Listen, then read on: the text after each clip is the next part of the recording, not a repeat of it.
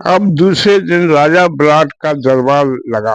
पांडव अब अपने असली रूप में आ गई, क्योंकि उनका अज्ञातवास समाप्त हो गया था। राजा विराट ने देखा कि उनके सभी दास राशि वेश में आए हैं, तब उन्हें बहुत गुस्सा हुआ। उसने कहा कि दासों की इतनी हिम्मत, जो अतिथियों की जगह राजा बनकर बैठ रहे हैं। तब राजकुमार उत्तर ने कहा, हे पिताश्री, आप सभी का स्वागत करो। ये विराट ने कहा, इनमें ऐसी क्या बात है? तब राजकुमार उत्तर ने कहा, पिताश्री, ये ऐसे महान पुरुष हैं जो इंद्र के सिंहासन पर बैठ जाएं तो राजा इंद्र भी अपने आप पर गौरव महसूस करेगा। राजा विराट ने कहा कि सेवक पांचों पांडव हैं। अर्जुन ने धर्मराज युधिष्ठिर का परिचय कराया। राजा विराट ने कहा, सम्राट युधिष्ठिर यह है तो बल्लभ रसोईया में काम करने वाला श्रेष्ठ राजा भीमसेन होगा। फिर अर्जुन ने कहा कि राजन, यह सत्य है कि भ्राता भीमसेन हैं और मैं स्वयं अर्जुन हूँ, और मेरे ये दोनों छोटे भाई नकुल और सहदेव हैं। राजा विराट ने कहा कि फिर रानी द्रौपदी कहाँ है? उत्तर ने कहा, पिताश्री, माता श्री की सेविका सारेंद्र ही रानी द्रौपदी है, इसलिए पिताश्री इनका सम्मान करने में इस राजसभा का सम्मान संसार में बढ़ जाएगा। फिर राजा युधिष्ठिर ने विराट ने राजा युधिष्ठिर से कहा कि महाराज, हमने आपके राज्य में 1 साल बिताया है। हम अपने राज्य में शरण देकर आपने हमारा आभार प्रकट करते हैं। अगर हमको आप अपने आश्रय में न रखते तो फिर हम अपना अज्ञातवास कभी समाप्त नहीं कर सकते थे। फिर राजकुमार ने कहा, पिताश्री, इनको अपनी राजसभा में सम्मान कीजिए, संसार आपका बहुत सम्मान करेगा। फिर राजा विराट ने कहा, हे इंद्रप्रस्थ महाराज, आप मेरे सिंहासन पर बैठिए। तब राजा युधिष्ठिर ने कहा कि आप राजा हैं, इसलिए हम आपके सिंहासन पर नहीं बैठ सकते हैं। कि राजा का आप कोई सम्मान नहीं करता, पर हम ऐसा नहीं करेंगे। हम आपके सिंहासन पर कभी नहीं बैठेंगे। फिर राजा विराट ने अपनी रानी से कहा कि द्रौपदी को सम्मान के साथ राज दरबार में लाया जाए। मैं उनका सम्मान करना चाहता हूँ और पांडव और महारानी द्रौपदी से माफी मांगना चाहता हूँ, क्योंकि मैंने सारे कीचक ने द्रौपदी रानी का बहुत अपमान किया था और मैं कुछ न कर सका। कीचक ने भरी सभा में मेरे सामने ही रानी द्रौपदी का हाथ पकड़कर अपमान किया था। हे दया धर्म के रक्षक कुंती पुत्र, आप बहुत बड़े दिल वाले हैं, इसलिए मैं आपका राजकीय सम्मान करना चाहता हूँ। फिर युधिष्ठिर ने कहा कि यह स्थान आपका है, इस स्थान पर हम नहीं, आप ही बैठिए, क्योंकि हम तो अब अतिथि हैं। अब हम अपनी राजधानी जाना चाहते हैं। फिर विराट ने कहा कि हे पुत्र अर्जुन ने तुम्हें एक नया जीवन दिया है, इसलिए मैं अर्जुन का आभार प्रकट करना चाहता हूँ। मैं अपनी पुत्री उत्तरा का विवाह अर्जुन से करना चाहता हूँ। तब अर्जुन ने कहा कि वह मेरी शिष्या है और मेरी पुत्री के समान है, उसे पत्नी रूप में मैं स्वीकार नहीं कर सकता हूँ, पर मैं आपका अपमान भी नहीं कर सकता हूँ। उत्तरा मेरे पुत्र अभिमन्यु की के साथ शादी करने का वचन देता हूँ, मेरा पुत्र अभिमन्यु भी द्वारका में अपने मामा श्री कृष्ण का शिष्य है। वह मेरे ही समान वीर है। उत्तरा को अपनी पुत्र वधु के रूप में स्वीकार करता हूँ। तभी द्वारकापुरी में यह समाचार श्री कृष्ण और बलराम को मिला तो वे शादी की तैयारी में लग गई। अनेक तरह के गहने सुभद्रा ने उत्तरा के लिए तैयार कराए।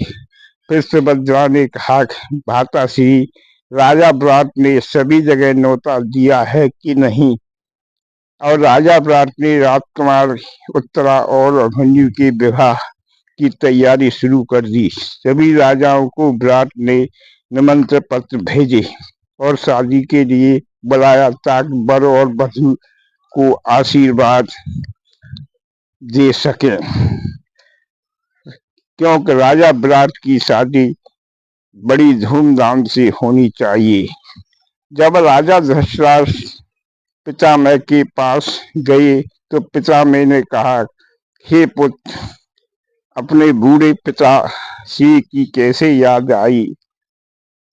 अब पांडवों का अज्ञातवास ब्रात नगर के आक्रमण से पहले ही समाप्त हो गया था, पर तुम्हारा पुत्र दुर्योधन मानने को तैयार नहीं है।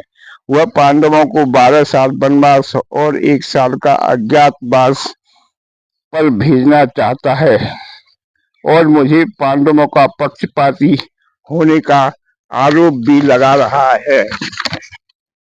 मेरा कोई भी समर्थन में नहीं बोल रहा है। मैं बिल्कुल अकेला हो गया हूँ। तब धृतराष्ट्र ने कहा, हे त्रासी, कुंती पुत्र भी आपके हैं और गंधारी पुत्र भी आपके हैं। मैं तो आपका सेवक हूँ। पितामह ने कहा, अगर युद्ध हुआ तो दोनों में कौन जीतेगा कौन हारेगा कह नहीं सकता हूँ। इतिहास हमें कभी माफ नहीं करेगा। अब मेरे भाग में कोई सुख नहीं है। धृतराष्ट्र ने कहा, मत्स्य से राजा युधिष्ठिर का पत्र आया है और वहां अभिमन्यु और उत्तरा का विवाह हो रहा है। हम राजा द्रुपद और आचार्य जोड़ का वहां पर आमना सामना हो जाएगा।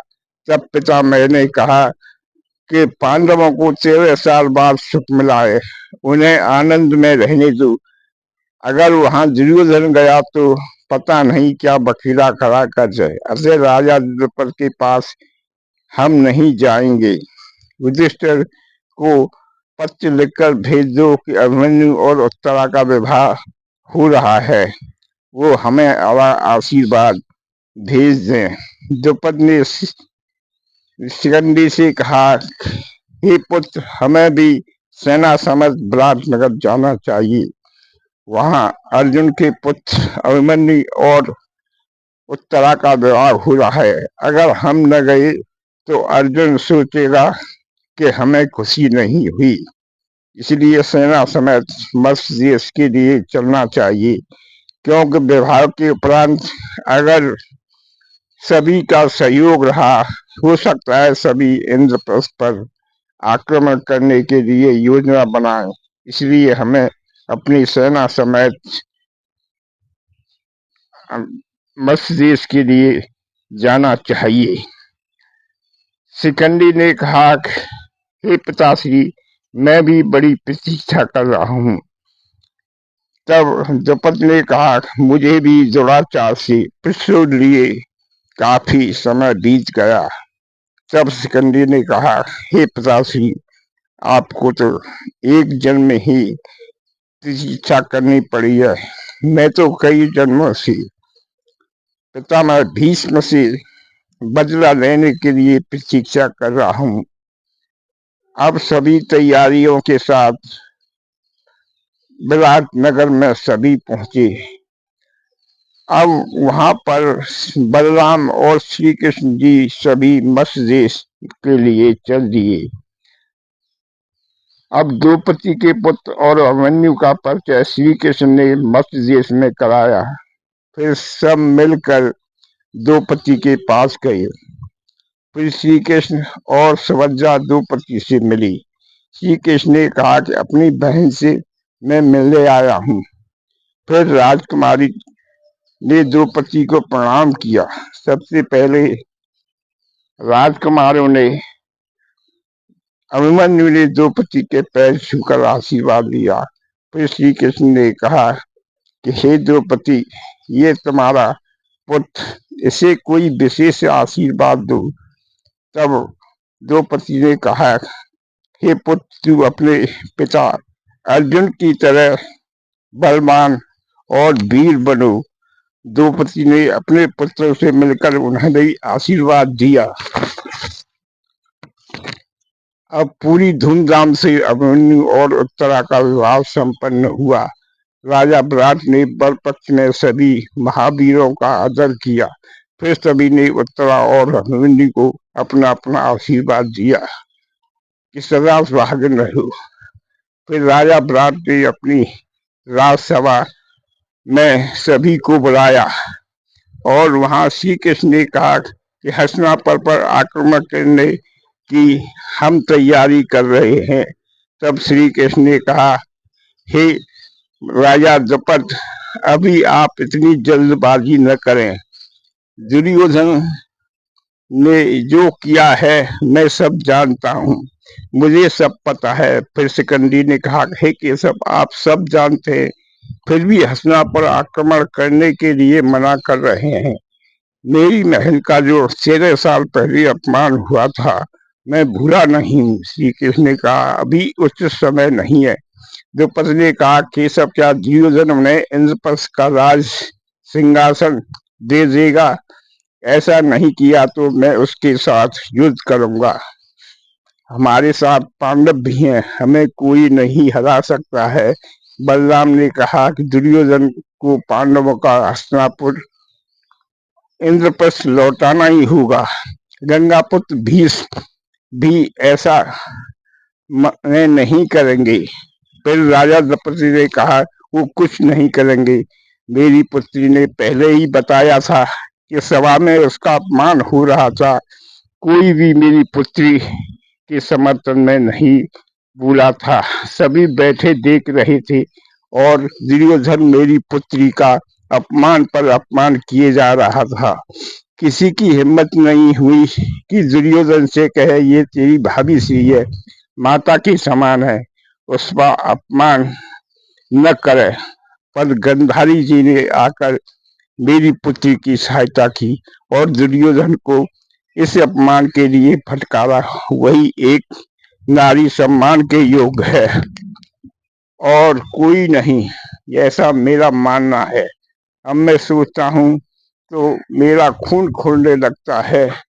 हे चक्रधारी कृष्ण, आप ही बताएं, जिस पुत्र ने मेरी पुत्री का अपमान किया उसको दंड देना उचित नहीं है।